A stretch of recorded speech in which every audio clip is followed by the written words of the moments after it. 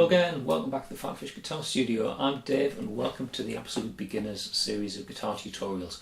You're actually joining partway through the series. I'd recommend you do these in order, so I'll put a link in the information section down there to part one so you can start and go through these in order. See you back here once you've been through the earlier tutorials. Okay, so we're back, and I guess if this course has any sort of formal structure, we're into what you could consider to be Module 2 now. So let's think about what we've learned already.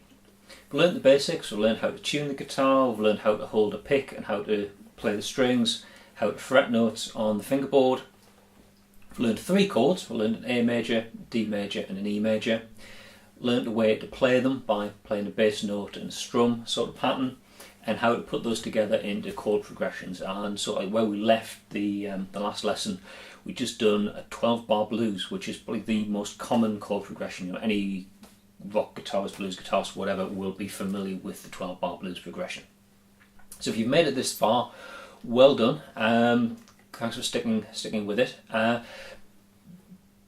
What I want you to do though is take time to take stock of what you've learned, and make sure that you are comfortable with it. It's very tempting to just kind of tell yourself, "Oh yeah, I can do that. I know that I'm comfortable. I'm ready to move on to the next part of the exercise." Don't try to run before you can walk. It's kind of hard because I'm on this side of the camera and you're over there. I can't kind of keep an eye on you and what you're doing. So it's up to you to have a bit of discipline and make a very good assessment of what are your abilities right now. Do you think you're ready and you're ready to go on to the next thing, or do you need to spend a bit more time getting to grips with what we've covered already? It might be a bit frustrating at times because you think, "Oh, I'm kind of bored of just learning this A chord. I want to go on and learn a new chord."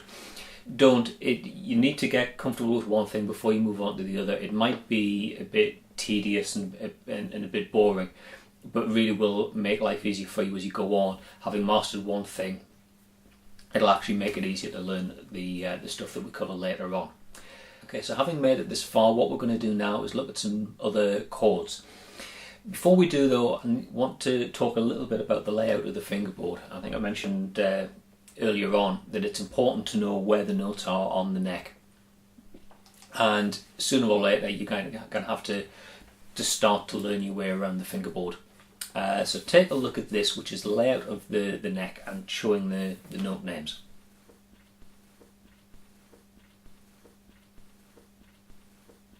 Now you'll recognise the letters of the alphabet from A through to G, and you'll notice that some of the frets don't have a note in at all. They do have a note, and the note name in those frets in between, it could vary. So if we take a look, say, at the first fret on the A string, the open string is an A, you know that, and the second fret is a B. Now the note in between, we can either call that A sharp, because in music sharp means taking a note and raising it by one semitone, or one semitone is equivalent to one fret. A semitone is just a distance between notes. So one semitone equals one fret.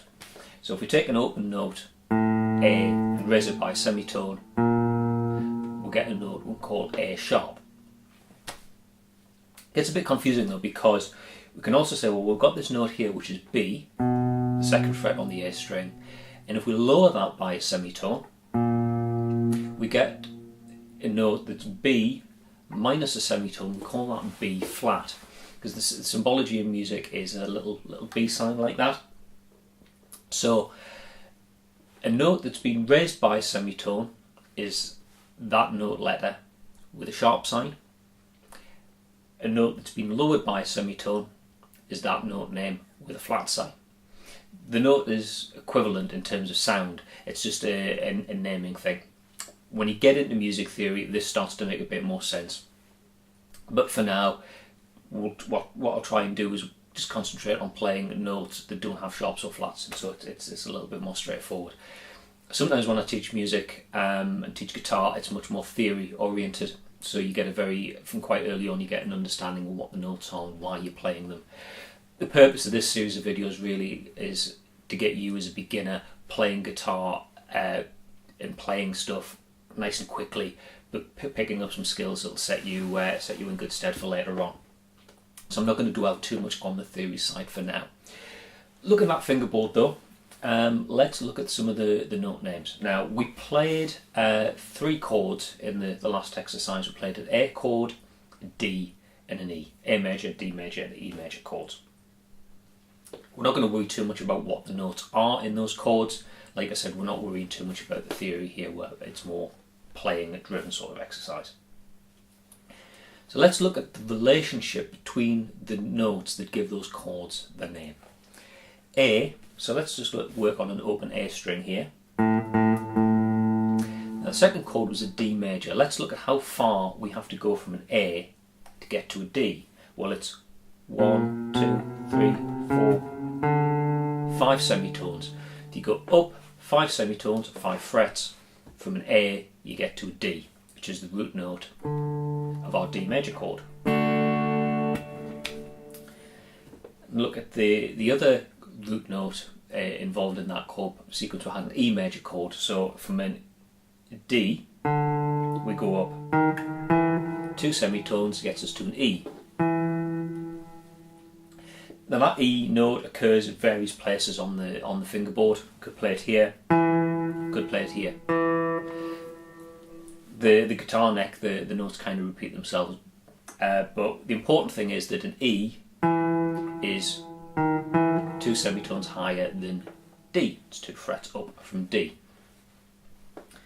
Or you could think of it as being 7 semitones up from A.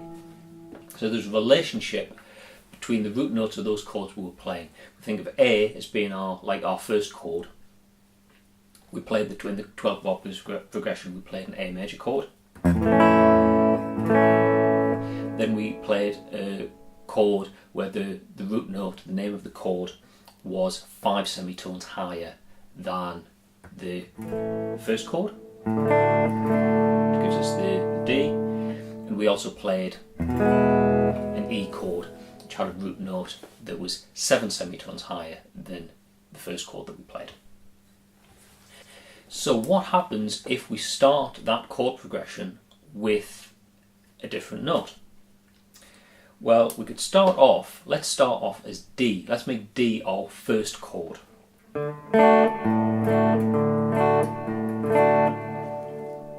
Where can we go from here? Well, we want a chord that has a root note that's 5 frets or 5 semitones higher than D. So if we look at that open D string and go up 5 semitones,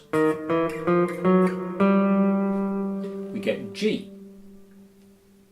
So what we need to do is find a way to play a G chord. Now there's a few different ways of playing a G chord, there's a few different fingerings. I'm going to show you probably the most common one is like an open position G major chord. Okay, so playing a G major chord, we'll start off with our first finger, index finger, at the 2nd fret on the 5th string. That gives us a B. We're going to put our middle finger down, 2nd finger on the 3rd fret on the bottom E string. That gives us a G. And we're going to put our ring finger, 3rd finger down at the 3rd fret on the top E string. Now you might find this is a bit of a stretch, so be careful what you're doing with your thumb. If your thumb's right the way over the top of the neck, you'll find that a little bit awkward. Make sure your thumb's more towards the middle of the neck, because your hand will naturally kind of swing round at a more comfortable angle. So we're playing 3rd fret on the bottom E string, 2nd fret on the A string, the D string, the G and the B we're playing open, and then 3rd fret on the top E string. That's a G major chord. Okay, so that is a G major chord. And we're going to play that same way that we did with the other chords in our chord progression, by playing a bass note and then strumming. This one's a little bit more interesting in that before we were playing a bass note and strum, then going to the next string down and strumming. With the G chord, we're going to play bass notes that are actually slightly further apart. So we're going to play the 4th string, so we're going to play an open D, and and then strum the rest of the chord. Then play the G at the 3rd fret on the bottom E string, 6th string, and strum the rest of the chord with the other 5 strings. So we get a strumming pattern.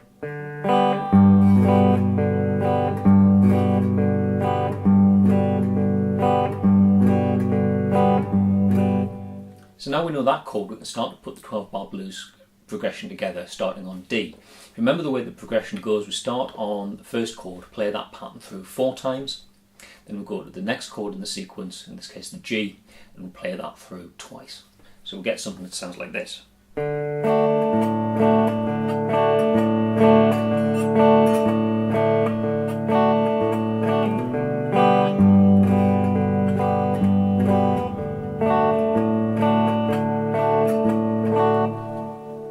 So there we played our first chord, the D chord, through 4 times, went to the chord that had a root note 5 semitones higher than D, which is G, played that through twice, and the way our chord progression goes is we go back and play the first chord through twice.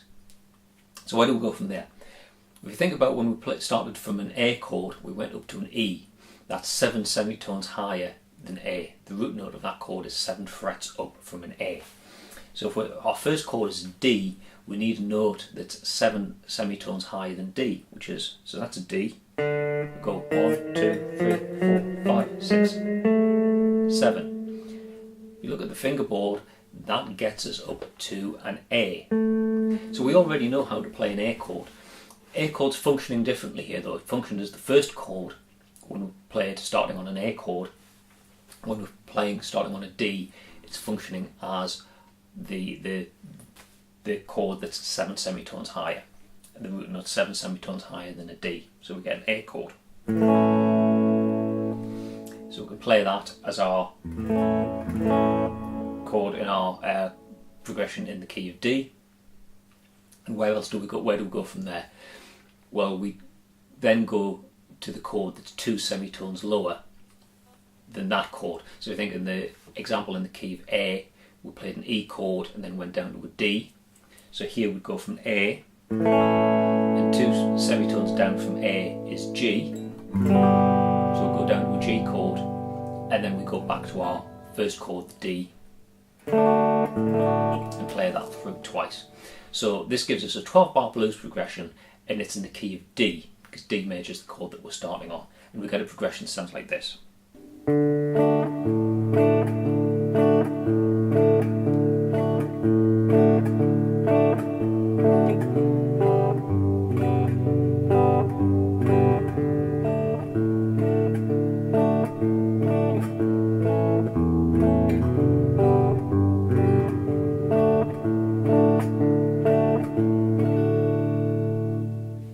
So having learned the 12-bar blues in the key of A and the key of D, I want to just quickly look at one more key because that allows us to learn one more chord shape, which is really useful to have in your vocabulary.